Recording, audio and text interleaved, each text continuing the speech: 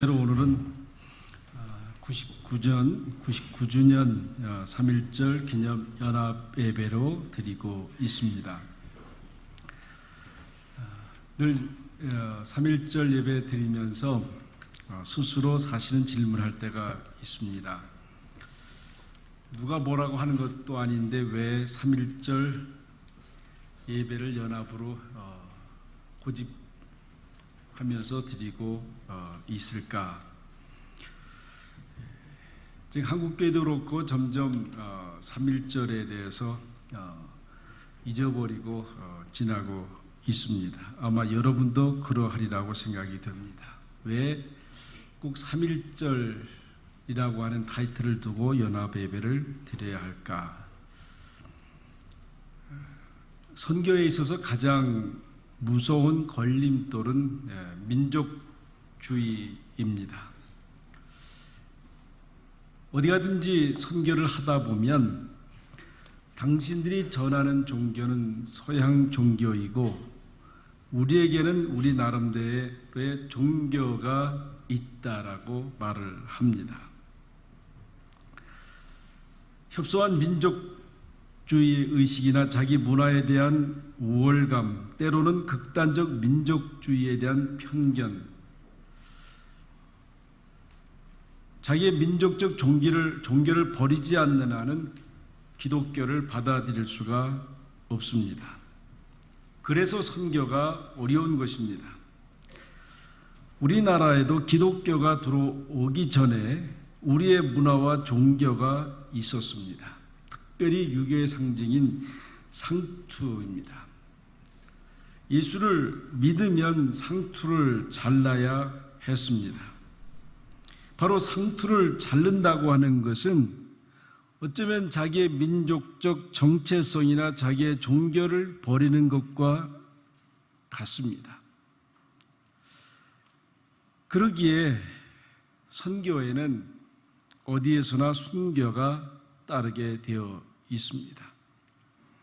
아무리 애를 쓰고 해도 선교가 잘 되지 않는 경우가 있습니다. 그것을 보면 선교라고 하는 것은, 복음을 받아들인다고 하는 것은 특별한 하나님의 은혜가 아니고는 사람의 노력으로 불가하다고 하는 것을 깨닫게 됩니다. 특별히 이 3.1 운동은 하나님께서 우리 민족에게 주신 특별한 은총적 기회였습니다. 그러기에 이 3.1 운동은 국가적으로도 아주 중요한 사건이지만은 교회적으로도 아주 중요한 사건입니다. 아는 대로 일본은 우리보다 100년 앞서서 복음을 받아들였지만은 아직도 그들은 1%를 넘지 않습니다. 왜 그렇습니까? 그들은 이 기독교가 우리의 종교라고, 자기들의 종교라고 생각하지 않습니다. 하나님을 자기의 종교로 받아들일 준비가 안 됐다고 하는 것입니다. 그렇지만 우리나라는 다릅니다. 일본의 침략으로 인해서 도대체 우리는 왜 이렇게 약한 민족이 되었을까 생각하게 되었습니다. 이렇게 생각해 보니 일본은 서양 문화를 받아들이고 메이지 유신을 통해서 개혁을 해서 잘 살게 되었습니다. 이것을 본 지식인들은 서구 문화를 받아들여야 된다고 생각을 했습니다. 그 통로가 바로 기독교였습니다. 그래서 당시는 그리스도인들을 두 가지로 구분을 했습니다. 하나는 개화교인, 그럽니다. 개화교인. 그리고 한 분야는 기독교인, 이렇게 두 가지로 구분을 했습니다. 다시 말하면 개화교인은 예수를 믿자고 교회에 온 것이 아니라 서구 문화를 받아들일 수 있는 통로가 교회였기 때문에 교회에 오게 된 사람들입니다. 물론 훗날 이들이 교회를 다니면서 결국 예수를 그리스도로 받아들이게 되고 그리스도인이 되었지만은 한동안은 개화 교인으로 그렇게 지냈습니다. 1912년에 105인 사건이라는 게 있었습니다. 105사람들이 일본에 잡혀가서 가진 고문 가운데 옥살이를 한 그런 사건이었습니다. 그럴 때 개화 교인과 진짜 그리스도인이 구분됐습니다. 개화 교인은 그 핍박 속에서 교회를 떠났지만 진짜 그리스도인만 교회에 남아 있었다고 한국 기독교사에 기록하고 있습니다. 이런 점에서 3.1 운동은 기독교가 우리의 종교가 된 중요한 터닝 포인트가 됐습니다. 그때부터 기독교인들에게는 하나님의 사랑, 하나님 사랑이 바로 나라 사랑이었습니다. 바로 신앙하는 것이 애국이었습니다. 그래서 순국과 순교의 말을 같이 썼습니다. 나라를 위해서 죽는 사람, 신앙을 위해서 죽는 사람을 같은 의미로 썼다고 하는 것입니다. 그래서 독립운동을 위해서 죽은 사람들을 순교자라고 불렀습니다. 왜 그런가 하면 독립운동을 하다가 죽은 사람들의 95%가 기독교인이었기 때문에 그렇습니다. 오늘도 우리가 예배 중에 애국가를 부르지만은 바로 이 예배 중에 애국가를 부르는 것은 이미 3.1 운동 때에 시작된 것이었습니다. 나라 사랑하는 것이 바로 하나님 사랑하는 것으로 하나로 이해했다고 하는 것입니다. 이번에도 한국 가서 몇몇 목사님 만나서 얘기를 들어보니까 우리하고 전혀 상상할 수 없는 얘기를 많이 해요. 한결같이 목사님들 얘기는 나라 걱정을 많이 하고 있다고 하는 것입니다. 왜 교회를 걱정하지 않고 왜 믿음에 대한 얘기가 아니라 나라 걱정을 하느냐? 이게 바로 애국하는 것과 신앙하는 것을 하나로 이미 3.1 운동을 통해서 우리 마음속에 심어졌기 때문에 그렇습니다. 바로 기독교가 이제는 서양 종교가 아니라 바로 우리의 종교가 되었다고 하는 것입니다. 독립을 할 때 크게 두 가지로 나눠졌습니다. 하나는 독립을 하려고 하면 일본의 압제로부터 벗어나려고 하면 폭력을 행하지 아니하면 안 된다라고 생각해서 파출소를 불태우고 일본 사람들을 죽이고 결국 폭력은 폭력을 낳게 되었습니다. 때로 이것을 빙자해서 타락을 했습니다. 그래서 그 당시에 유곽이 발달했다고 합니다. 오늘날 한국 사람이 술 먹는 습관이 어디서 생겼느냐 하면 바로 이때 생겼다고 하는 거예요. 아무리 독립을 하려고 그렇게 폭력을 해도 오히려 폭력은 폭력을 통해 더 핍박이 되고 그래서 나온 노래가 뭡니까? 이 풍진 세상을 만났으니 나의 희망이 무엇이냐? 그리고 부어라 마셔 하는 거예요. 여러분 오늘날도 부어라 마셔 하는 습관은 어디서 왔어요? 거기서 온 거예요. 법을 지키지 않는 것이 나라 사랑하는 것이라고 생각했던 거예요. 오늘도 이런 나쁜 습관을 우리가 가지고 있는데 그러다 보면 결국 정신력도 삐뚤어지게 되어 있습니다. 그런 상황에도 신앙인들은 흔들리지 않았습니다. 그 시련의 계기를 은총적 기회로 삼았습니다. 제 고향 가까운 곳에 제합리교회라는 게 있습니다. 거기에 예수 믿는 남자들을 다 교회 가두고 뺑뺑돌로 시발을 뿌리고 불태워 죽인 사건입니다. 21명의 남자만 죽인 것이 아니라 그것을 보고 쫓아와서 통곡하는 그 가족들 여인까지 다 죽였습니다. 남은 몇 사람들이 그 시신을 수습해서 장례를 치르면서 그 묘비에다가 이렇게 써놨습니다. 신앙의 절대를 지키다 숨진 자랑스러운 하나님의 자녀들, 신앙의 절개를 지킨 자랑스러운 하나님의 자녀들, 1번은 용서하되 결코 잊지 말자. 저는 참 멋있는 것 같아요. 그 엄청난 핍박을 당하고 그 엄청난 희생을 치루었지만 1번을 용서하지만 그들이 한 만행에 대해서는 잊지 말자. 이것이 바로 시련을 은총적 계기로 만든 귀한 사건이었습니다. 기독교 신앙인들은 시련을 하나님이 주시는 사건으로 이해했습니다. 그리고 거기서부터 다시 시작을 했습니다. 이런 상황 속에서 어떻게 할 것인가, 그것이 바로 우리 한국 사람들이 자랑스러운 교육열이에요.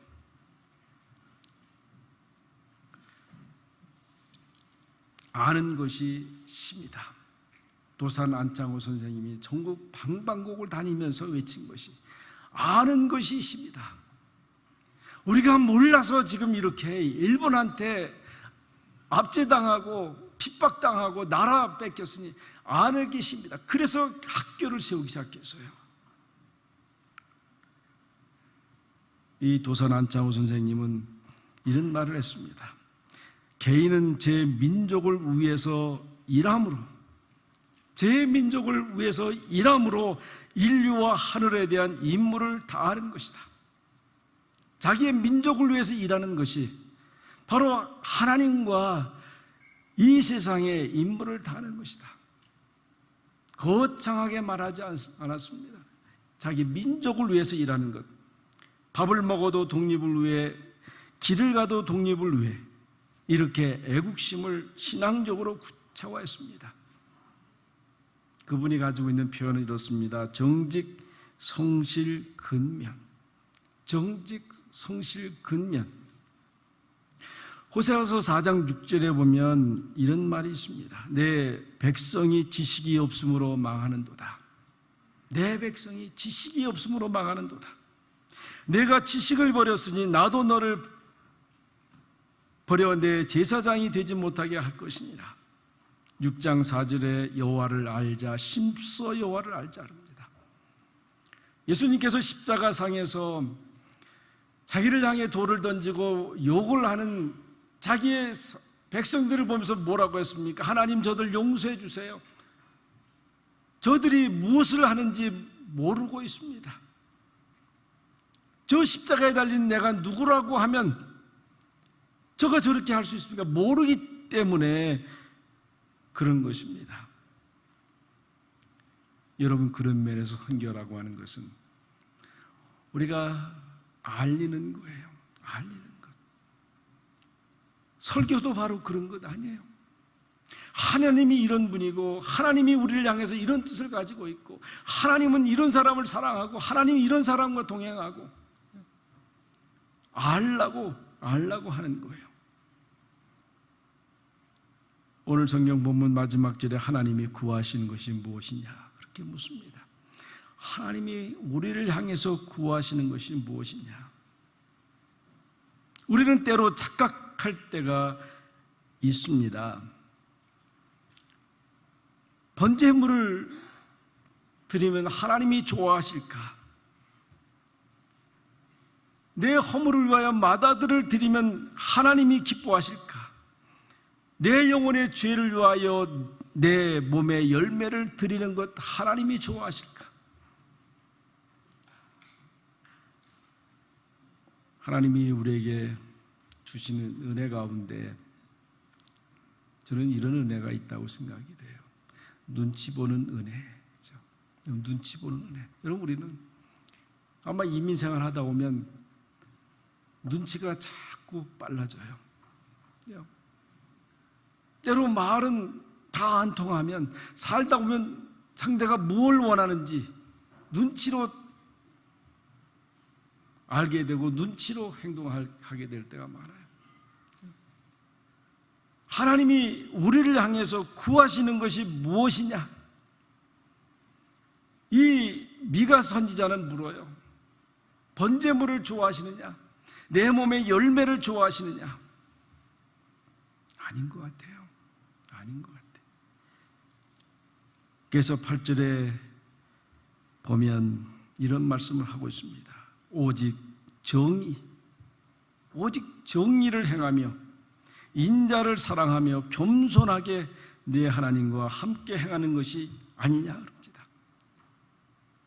정의와 사랑과 겸손, 이것이 바로 하나님이 원하시는 것이라고 말씀하고 있습니다. 여러 가지 사건들을 통해서 하나님은 계속해서 우리에게 가르쳐 주시는 거예요. 내가 원하는 것이 이것이다. 근데 우리가 눈치가 없으면 깨닫지 못하게 돼요. 그래서 자꾸 빗나가게 되는 거예요. 우리가 잘 아는 인도의 유명한 사상가 간디 선생이 있지 않습니까? 이분은 한평생 청빈하게 나라를 위해서 사신 분이에요. 그분이 말한 망국론정에 이런 게 있습니다. 나라를 망치는 죄가 뭐냐 이죠. 이렇게 하면 나라가 망한다 이죠. 어쩌면 이거는 나라뿐만 아니라 교회도 마찬가지고 우리의 가정도 마찬가지예요. 이렇게 하면 망해요. 첫째는 그렇게 얘기합니다. 원칙이 없는 정치를 얘기해요. 원칙을 떠나면 안 된다 이죠. 하나가 먼저가 아니고요, 화평이 먼저가 아니라 정의가 뭐냐고 하는 것을 먼저 앞세우지 않으면 안 된다고 하는 거예요. 한국에 가보니까 곡지하는 게 다 그 걱정이에요. 도대체 원칙이 뭐냐 이죠. 원칙이. 여러분, 원칙이 없는 정치, 이것이 바로 나라가 망하는 길이라고 간디 선생은 말씀하고 있습니다. 둘째는 도덕 없는 상업, 이렇게 합니다. 도덕 없는 상업. 돈을 버는 것이 나쁜 것이 아니라고 하는 거예요. 돈을 얼마든지 많이 벌어야 되는 것입니다. 그렇지만 도덕성을 잃어버리면 안 된다고 하는 거예요. 도덕성을 잃어버리면 안 된다 이죠. 어느 분은 그런 얘기예요. 엘리트 교육이 나라를 망친다. 여러분, 왜 엘리트 교육 시키려고 해요? 왜 엘리트 교육, 남보다 특별한 교육을 시키려고 하는 이유가 무엇입니까? 어느 분은 그런 얘기도 해요. MBA 한 분들에게 죄송하지만 MBA가 우리나라를 망친다. 도덕 없는 MBA. 그저 MBA 잘해서 직장 잘 들어가고 돈 잘 벌고 성공할 수 있고, 그래서 그것에 목을 걸고 그것만 하면 다 되는 것처럼 그것이 나라를 망하게 한다. 그렇게 얘기합니다. 여러분, 공부를 잘하는데 머리가 좋은데 도덕성이 없으면 뭐가 돼요? 안병욱 교수님은 자기 필집에서 그렇게 얘기해요. 사기꾼이 될 확률이 많다 이죠. 세 번째는 노동 없는 부를 얘기하고 있습니다. 노동 없는 부. 땀을 흘리지 않고 부자로 살겠다고 하는 것. 한국은 저는 아직도 이해를 잘 못하겠어요. 가상화폐라고 하는 것. 그런데 많은 대학생들이 등록금 받아서 아니면 빚을 얻어서 가상화폐를 산다는 거예요. 일확천금을 누리기 위해서. 물론 사회가 그렇게 만들어가는 원인도 있지만 노동하지 않고 부를 얻으려고 하는 그런 사회. 여러분, 꼭 그걸 아셔야 돼요. 땀을 흘리지 않고 사는 부자가 많으면 많을수록 땀을 흘려도 못 사는 사람이 있다고 하는 것을 아셔야 돼요. 다 같이 땀을 흘리지 않고 부자가 될 수 없어요. 쉽게 부를 쌓는 사람이 많은 나라는 망하게 된다고 하는 것입니다. 네 번째는 인격이 없는 교육. 오직 성공만을 위한 교육은 안 된다고 하는 거예요. 여러분, 우리 자녀들한테 그렇게 말하지 마세요. 내가 나머지는 다 할 테니까 너는 공부만 해라. 저는 수없이 이야기 참 많이 들었어요. 너는 아무것도 안 해도 되니 공부만 해라.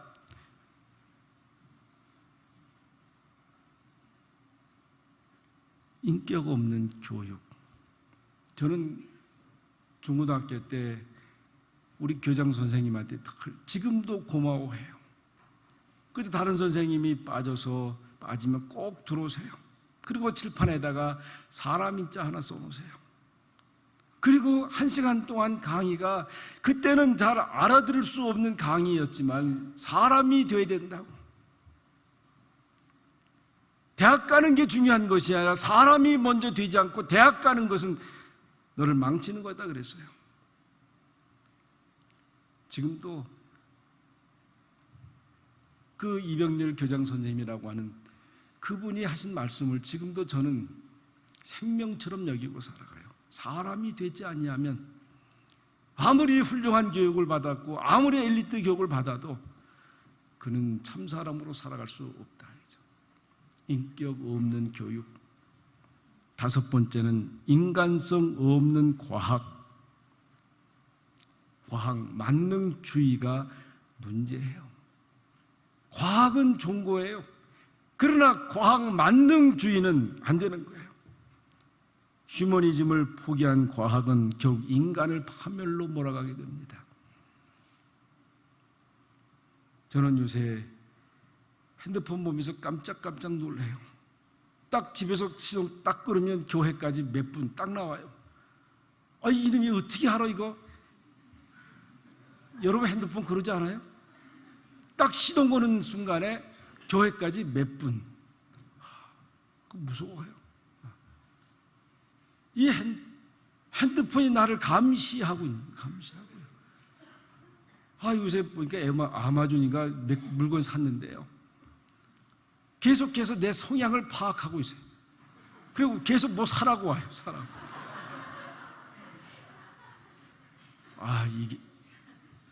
이제는 기계가 나를 감시하고 있구나. 휴머니즘 없는 과학은 인간을 파멸로 끌어갈 수 있어요. 6번째는 양심 없는 쾌락. 그렇게 했어요. 내 돈 가지고 내가 마음대로 쓰는데 왜 뭐라 그래? 그렇죠. 내 돈 가지고 내가 쓰는데 뭐라 왜 그래? 참 이해하기도 비참한 얘기예요. 한쪽은 굶어 죽어가고 있는데 한쪽은 흥청망청이요.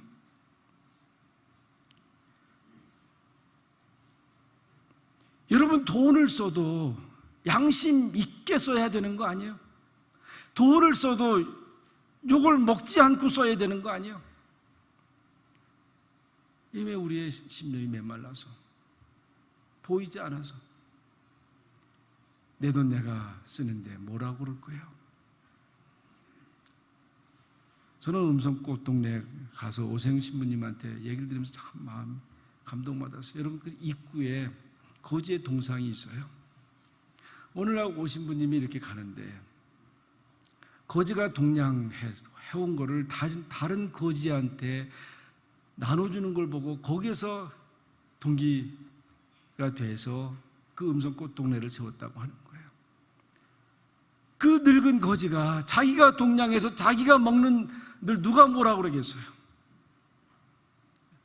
그래도 이 거지는 자기의 주신 건강이 있어서 그래서 동냥해서 건강을 잃어버린 그 거지를 보고 나눠주는 거예요.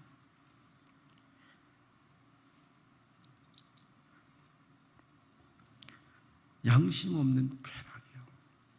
여러분, 줄겨도요 양심이 있어야 되잖아요. 내가 돈을 많이 벌었다고 해도 양심이 있게 써야 되는 것 아니겠어요? 마지막 7번째는 희생이 없는 신앙. 희생이 없는 신앙. 우리 마음이 다 그럴 거예요. 고생하지 않고 복 받았으면 좋겠다. 여러분, 신앙이라고 하는 건요, 아별 없이 되는 것 아니에요. 고생하지 않고 얻어지는 것 아니에요. 오히려 신앙은요, 나로 하여금 수고할 수 있는 기회를 주신 것에 대한 그 특권에 감사할 수 있는 거예요. 감사할 수 있는 거예요. 이게 신앙이에요. 우리는 아무 일 없이 그냥 편안하게 신앙생활하고 싶은 그 욕구가 있지만 신앙은 그렇잖아요. 수고 없는 신앙, 희생 없는 이 신앙은 결국 나라를 망치게 되는 거다, 이렇게 말씀하고 있어요. 우리가 데살로니가 교회에 중요한 특징 3가지 있다고 그랬잖아요. 믿음의 역사죠. 믿음의 역사. 할 수 있는데 하는 것은 믿음이 아니에요. 할 수 없음에도 불구하고, 그럼에도 불구하고 해내는 것이 신앙이에요. 줄 수 없음에도 불구하고 사랍대 과부가 마지막 남은 밀가루 반죽 하나를 내놓는 것이 신앙이에요.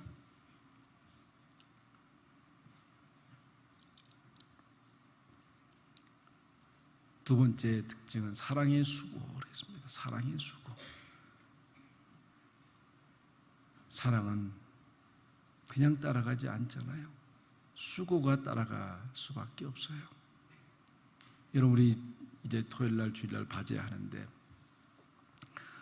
저는 그때는 안 했으면 좋겠다 그런 생각이 돼요. 왜냐하면 너무 수고하는 게 보이니까요. 그렇지만 이 수고를 통해서 내가 한 푼이라도 선교사들에게 힘이 된다고 하면, 이것을 매개로 해서 복음이 한마디라도 전해질 수 있다고 하면 그 수고는 감사한 것 아니에요? 그 수고할 수 있는 그것이 내게 특권으로 주어지는 것 아니에요? 여러분, 저는 여러분이 바제할 때 조금이라도 참여할 수 있으면 좋겠어요. 조금이라도 수고했으면 좋겠어요. 사랑의 수고가 특징이라고 그랬어요. 마지막이 그리스도에 대한 소망의 인내라고 그랬어요. 참는 것, 그것이 대성교회의 특징입니다. 희생 없는 신앙, 그것은 나라를 망치는 것이다. 때로 교회를 망치는 것이고 내 삶을 망치는 것이라고 할 수 있습니다. 여러분, 하나님이 우리를 향해서 구하는 것, 하나님은 우리를 절대 놓지 않으세요.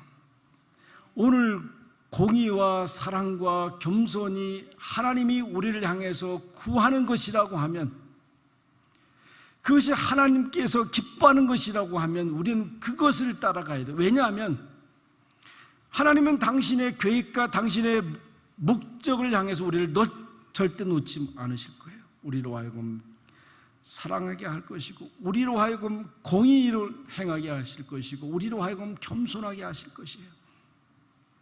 그걸 빨리 눈이 째고 그것을 깨닫고 알고 그렇게 행할 때 주님은 우리를 향해서 기뻐하시게 돼요. 그런 가운데 하나님의 뜻이 하늘에서 이루어진 것처럼 이 땅에 이루어지고, 이 땅에 이루어지는 그 축복이 우리 가운데 함께 하실 것입니다.